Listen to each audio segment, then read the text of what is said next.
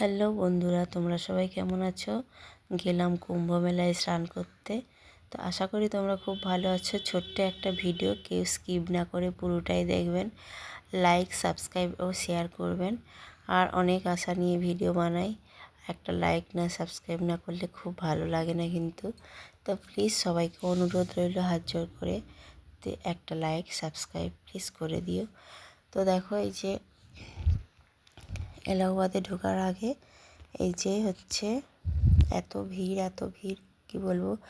Next পার্টে দেখিয়েছিলাম আমরা গয়া গেছিলাম, কি সর্বনাশটা হলো কুম্ভ মেলায় স্নান করতে গিয়ে, কি বলবো। আর দুঃখের বিষয় বাসটা, কি বলবো, এতটাই জঘন্য বাস, তো কী বলবো। দেখো আমরা চলে আসলাম একটা মাঠে। দেখো একটা কোনো ঘর বুকিং নেই, কোনো কিছু নেই, একটা মাঠে। ওখানে রান্না হয়েছিল, ধুলো ময়লা ভর্তি। তারপরে এই দাদাটার বাইকে হয়ে আমরা চলে গেছিলাম কুম্ভ মেলায়। তো চলে গেছিলাম, কি হয়েছে, প্রচুর হাঁটতে হয়েছে, হাঁটা আর শেষ হয় না। তারপরে দেখো এখানে চান করতে দেয়নি, এখানে একটু জল দেখা যাচ্ছে দূর থেকে, কিন্তু যেখানে জল আছে সেখানে যাও। পৌঁছে গেলাম। এই ড্রামগুলো 100 টাকা করে নিচ্ছে। এই যে দেখো, এগুলো 100 টাকা করে দিচ্ছে। তারপরে এই যে কর্তামশাই তার মাকে নিয়ে এসে হাত ধরে ধরে যাচ্ছে, আমি আমার মেয়েকে নিয়ে হাত ধরে ধরে যাচ্ছি। তারপরে দেখো যাই প্রচুর ভিড়, লাখো লাখো মানুষ এই সাইড দিয়ে ওই পাশ পর্যন্ত এত মানুষের লাখো লাখো ভিড়, দেখো কি বলবো। আর এদিকে রাস্তার মধ্যে দিয়ে গাড়ি টোটো যাচ্ছে।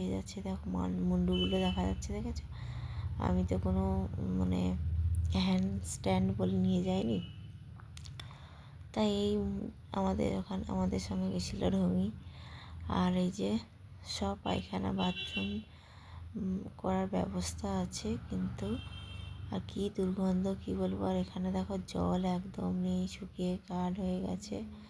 একটুখানি এখানে জল আছে, এখানে জল নেই। তারপর নৌকোয় করে নিয়ে গেলে ওই দিকে যেতে হবে, 500 টাকা করে নিচ্ছে একজনে। তো আমরা নৌকোয় যাইনি। তো দেখো হাঁটি শেষই আর হয় না, এত হাঁটা, পায়ে গেল ব্যথা হয়ে। মেয়ে তো খায়নি। হ্যাঁ, সবটাই বলছি কি সর্বনাশটা হলো। তারপরে হচ্ছে দেখো হাঁটা আর শেষই হয়নি। আর দেখো কত লোক, ওই দূরে এই সামনের দিকে জল, একদম গঙ্গা মার জল নিয়ে সব চলে গেছে। তারপরে দেখো কত ভিড়, ঠেলে চলে গেলাম। দেখো এইগুলো হচ্ছে বাথরুম, ঠিক আছে। আর দেখো সেই নারকেলগুলো হচ্ছে জলে ফেলেছিল, এই নারকেলগুলো তুলেই আবার বিক্রি করছে। কেন বলো তো, সব নারকেলগুলোই ভেজা, ঠিক আছে, রং এই ওই সব বিক্রি হচ্ছে। তারপর দেখেছো ভিড়ে আর ঠেলে যাওয়া, প্রচুর ভিড়, তবু অনেকটাই কম ছিল। লাখো লাখো মানুষ ছিল ওই সাইডে, নদীর ওই গঙ্গার ওই সাইডেও মানুষের যত ভিড়। এখানে দেখো শুকনো হয়ে গেছে, জল নেই ওই দিকটায়। তারপরে আমরা চলে গেলাম একদম ধারের দিকে, দেখি জল আছে নাকি। গিয়ে দেখি না, হ্যাঁ এখানে জল আছে। তারপরে এই যে চলে গেলাম আমরাও স্নান করতে। দেখো কত মানুষ এখানে স্নান করছে। এই নৌকাগুলোর আর দরকার হয় না, কেন এখানে তো অনেকটা জল আছে। তো তার জন্যে আমরা আর নৌকাগুলো যাইনি। এখানে জল আছে, দেখো অনেকটাই তবু জল আছে। জলটা প্রথমে যেতে একটু ঠান্ডা লাগে গেল। দেখো কত মানুষ, দেখেছো? প্রচুর মানুষ। তারপরে এই যে আমরা এবারে স্নান করতে নেমে যাচ্ছি।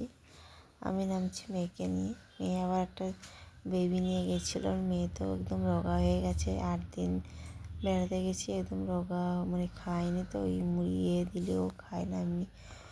তারপরে দেখো এই যে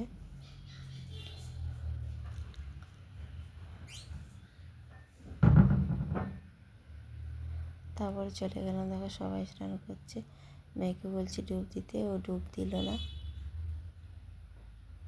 এবার আমি ডুবও দিচ্ছে না বলে আমি ডুব দিয়ে দিচ্ছি।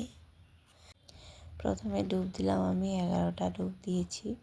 প্রথমে বাবা মার ডুব দিলাম, তারপরে যে যেখানে আছে আমাদের ফ্যামিলি সবার ডুব দিলাম, আর দিয়ে সবার জন্য ডুব দিয়ে দিলাম। আর এত বলতে পারছি না।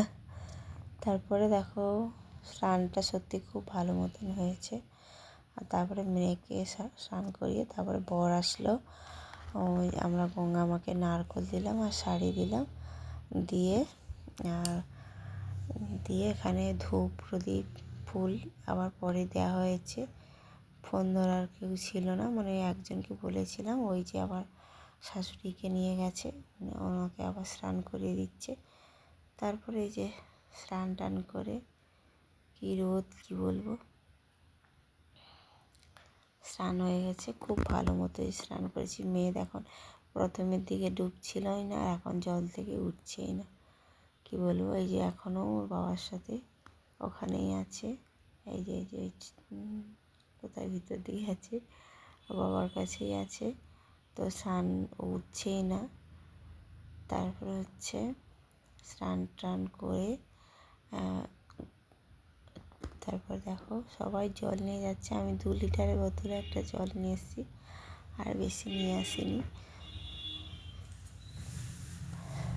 তারপরে উপরে উঠে এসে দেখেছো কত মানুষের ভিড়। আমি মিউজিক দিতে পারি না সত্যি কথা বলতে গেলে, নাহলে একটু মিউজিকটা দিয়ে দিতাম। তারপর উঠে এসে এই জামা কাপড়গুলো আমি ছাড়িনি, ওই ভেজা গায়ে চলে এসেছি। ওই যে এগুলো আছে জামা কাপড় ছাড়া, কিন্তু পা দিক দিয়ে দেখা যাবে, হাফ দেখা যাচ্ছে যে প্যান্টি পরবে, এগুলো তো দেখা যাবে। তো ওই জন্যে আমি আর জামা কাপড় ছাড়িনি, এই ভেজাই চলে এসেছি পরে। আর মেয়েটাকে ওইখানে ছাড়িয়ে দিয়েছি। তার মেয়েটা ওখানে একটা টিপ নিল, তারপরে টিপ নেওয়া হয়েছে, 10 টাকা নিয়েছি, বেশি নেয়নি কিন্তু। তারপরে স্কুলের কার্ডটা ওকে ফেলে দিইনি, যেটা নেক্সট বারে ফেলে দেওয়ার কথা, তো ফেলে দিইনি, ওটা গলায় ঝুলিয়ে রেখেছি যাতে ও হারিয়ে যায়। তারপর দেখো উঠেছে, দেখো ওরা কান্না শুরু করে দিয়েছে। করে দুজন ভয় পাচ্ছিল। তো তারপরে আমরা বাড়ির দিকে রওনা দিলাম। দেখো এখন আমরা চান করে হেঁটে হেঁটে আসছি, কি বলবো, আর খিদে পেয়েছে। আর হচ্ছে এখানে খাবারগুলো ভালো নয়, তোমরা ওই জন্য কিনে খাচ্ছি না। আর যে বাসে এসেছি বাবা, কি বলবো, ভাগ্যের দুঃখের কথা বলে কিছু লাভ নাই। ভাত ছোলা মুড়ি দিয়েছে, শসা দিয়েছে, এগুলো কে আমার মেয়ে খায় না, বর খায় না, অনেকেই খায় না। কী করা যাবে। স্নান করে এখন হাঁটতে হাঁটতে যাচ্ছি, লোক দেখছে।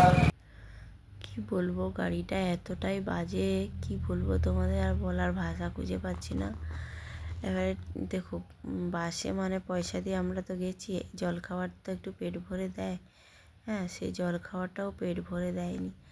আর সেই যে ধুলো বালি সব, এখানে এত ধুলো কি বলবো তোমাদেরকে, দেখায়নি। একটা গাড়ি আসলে না মানে ধোঁয়ার মতো উড়িয়ে নিয়ে চলে যাচ্ছে, তো ওই ধোঁয়াগুলো তরকারিগুলো শুধু বালি বালি ভর্তি এখানে।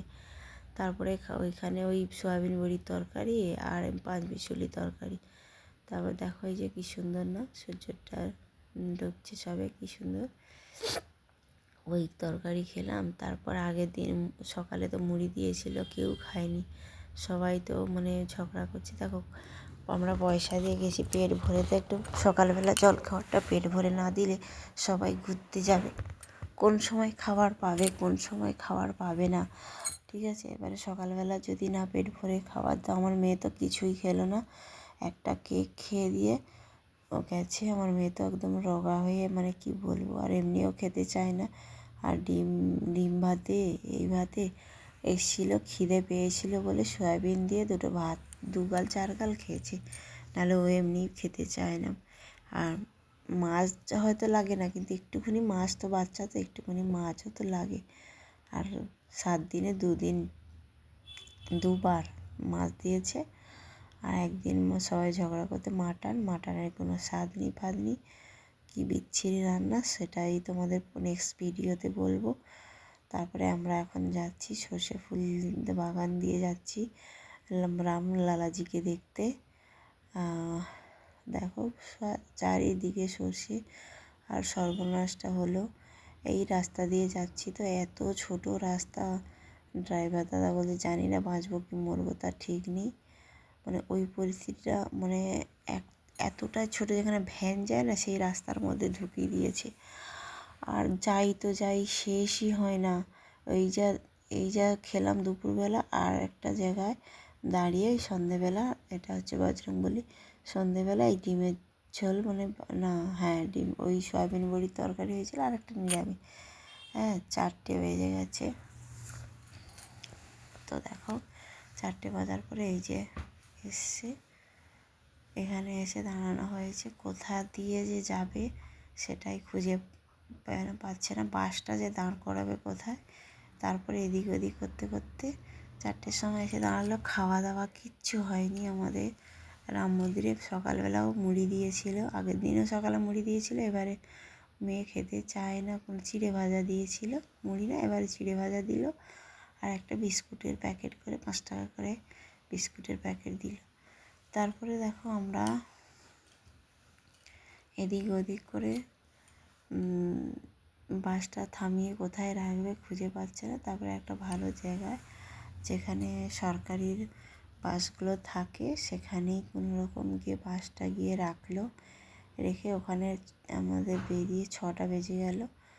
তো আমরা যাচ্ছি এখন টোটো করে রামলালাজিকে দেখতে। প্লিজ নেক্সট পার্টে দিচ্ছি আজকে।